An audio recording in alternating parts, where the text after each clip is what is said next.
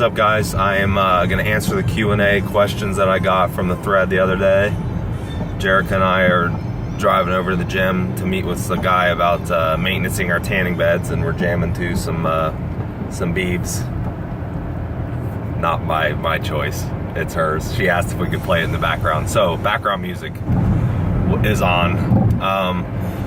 So in the thread I said that we could do, obviously you could put the questions in the thread, or you could just send me a message, and I actually got several messages this time, which is a little bit different than usual, but that's fine. People just prefer to leave their questions anonymous, which is perfectly fine. Two of them were duplicates, so I won't cover both of those, and then one of them was pretty personal, so I went ahead and covered it. So that leaves me with three. So the first one, I would imagine this has to do with my adrenal fatigue, adrenal insufficiency videos and recovery. That's where this one came about. But the person asked me, what are some signs of an abnormal cortisol pattern throughout the day? So I touched on this real briefly in one of my videos, and essentially with your cortisol, it's going to be elevated some in the morning just because it's helping you wake up and get you going, get ready for the day. It'll kind of rise some as the morning goes on, and later in the day it starts to decline and it's lower at night. There should be. And so you can, obviously, so you can go to sleep.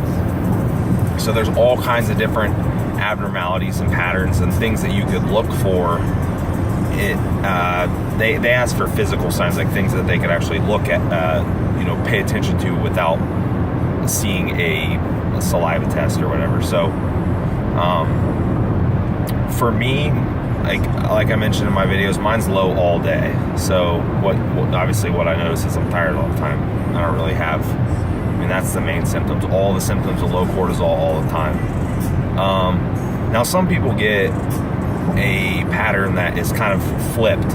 Their rhythm is flipped. The sleep and wake patterns are flipped, and they'll have lower in the morning and then it'll get higher at night. So those people that they notice all of a sudden, well, I'm really wired at midnight or 1 a.m. or whatever, you might have elevated cortisol at night. And that's not super uncommon pattern. There's actually another coach I'm good friends with. Then that happened to him. We were talking about my issues and stuff, and that's kind of how his was, tired during the day in the morning and stuff, and then would be wired at night, wide awake, couldn't go to sleep. I see that one sometimes. Now, the issue with that is that you got to make sure that you're not mistaking it for something else, because people might take stimulants too late in the day, and although the cortisol spikes, it feels a little different because the stimulants slowly fade. But anyhow, taking stimulants too late in the day, training too late in the day, that's a really big one.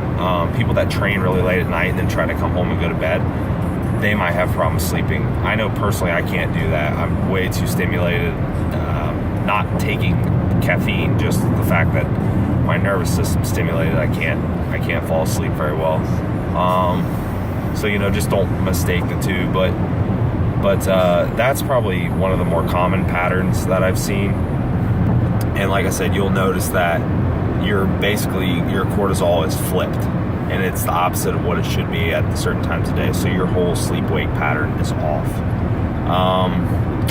It would be hard to tell for sure without getting tests done, but if you can eliminate all the other things in your lifestyle, then you can probably figure that out for the most part.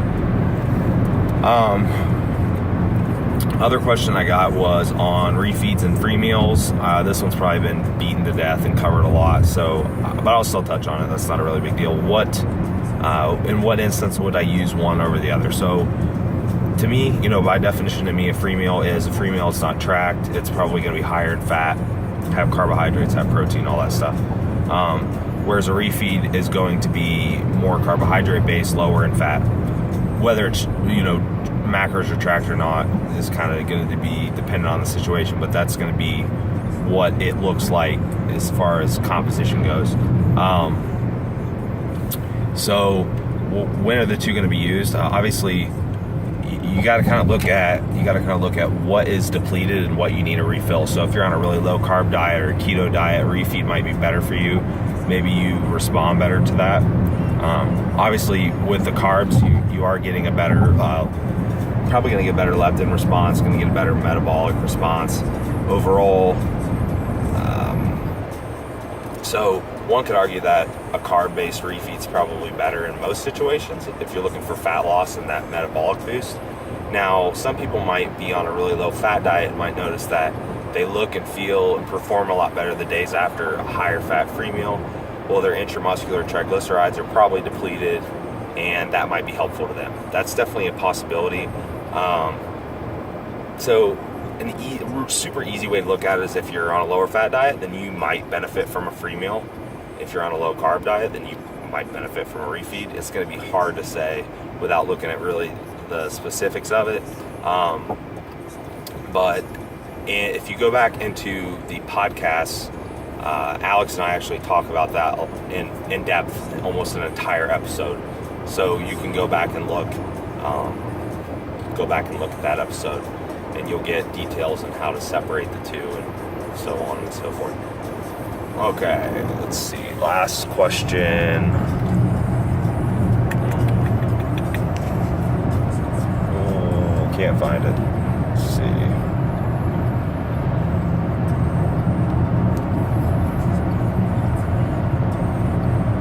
Okay. All right. This one, I'm not exactly sure the context of this, but I think it was asked because maybe this person's helping someone and they're running into this situation, so they wanted a second opinion. But I think it'd be useful to people, so I'm going to go ahead and cover it real quick. When do you think it's time to pull back on a contest prep and kind of pull the plug on it? Okay, this is pretty complicated to answer specifically. I'll definitely say that I've done this before. I mean, to me, one of the biggest things you got to look at is, why are you doing the show? Are you obligated to do the show? Are you a pro? Do you have a contract signed? Is there money on the line? If there, those things might change the scenario a little bit as far as how far you're going to push. Are you real close to a pro card, or are you doing a national show and you're very close, and you know that if you go, good chances you'll get that card, so on and so forth. And so let's just say it's a local show, a regional show.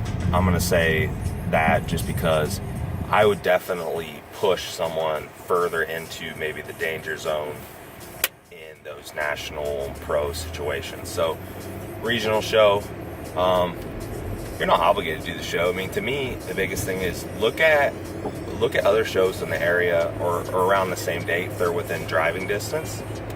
Just why not pick a later date of the show? I think for most people, like if they get really in that metabolic rut where they're like, yeah, I'm pretty close to where I want to not hang it up, but I don't think I'm going to make it in this time frame with the way my metabolism is working and my body's responding, but I'm still pretty lean. So, I mean, to me, at that point, I would probably do some kind of metabolic reset. And that's going to depend on the person. Maybe that's backing off cardio and adding in some calories for a little bit, backing off the training and just kind of doing a deload reset, whether that's for a week or 2 weeks or whatever. But typically, if they're that close and you can pick a later show, then you could probably get away with some kind of reset scenario and push the rest of the way through. It's not that you're going to reset and it's going to be a breeze.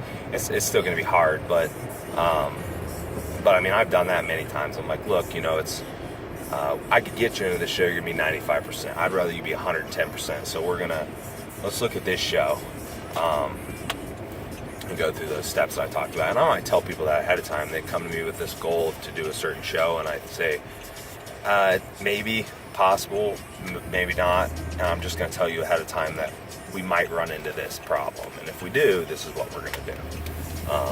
So that's my thing. Pick a later show, reset your metabolism, let your body rest a little bit. You might be surprised, you might even get leaner just by doing that alone. But that's it. We just pulled up, so those are my main 3 questions, and I'm going to go in and talk to the electrician, I guess. So thanks for watching, guys. I'll talk to you soon.